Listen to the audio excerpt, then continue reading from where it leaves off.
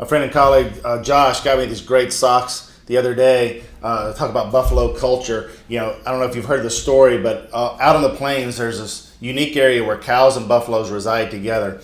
And because it's so unique, when the storm comes over the plains, you know, the buffalo and the cow have unique cultures, and they respond to a coming storm over the plains very differently.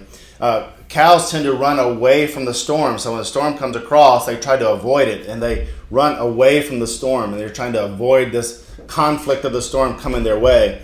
Buffalo are very different. Buffalo herd together and run into the storm, and that's very similar to what we do in our own lives, right? So we come up with or are faced with several different challenges, conflicts, situations, and we tend to try to avoid them. We avoid that conflict which is inevitable. So the coming storm, we're often like cows and we try to escape it. We run from it. And what happens is the storm catches up to us and we spend more time in the storm because we end up traveling with the storm, and it becomes harder. So that thing we try to avoid and put off and procrastinate ends up becoming worse for us. Where the buffalo are different. They head into the storm, so they have a short-term pain, so they handle this conflict, and then they move through it.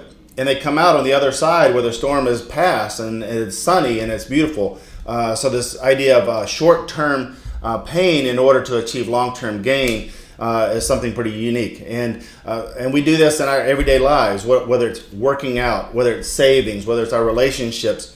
We tend to avoid these things that cause short-term pain, which ends up bringing long-term pain in the end.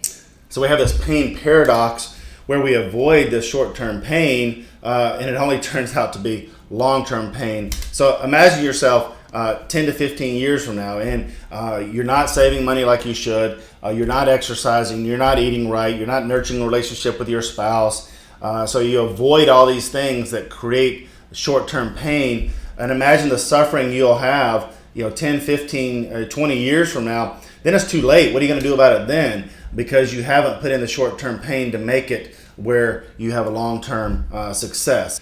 So the bottom line is, short-term easy, long-term difficult. Short-term difficult equals long-term easy. And so making decisions on feelings and emotions, these are short-term decisions based on the now rather than the long-term goals that we have for ourselves. So using emotions to make short-term decisions usually leads to a poor decision with a long-term poor outcome. So what is the short-term hard decision you're going to make today to make your life long-term easy well into the future?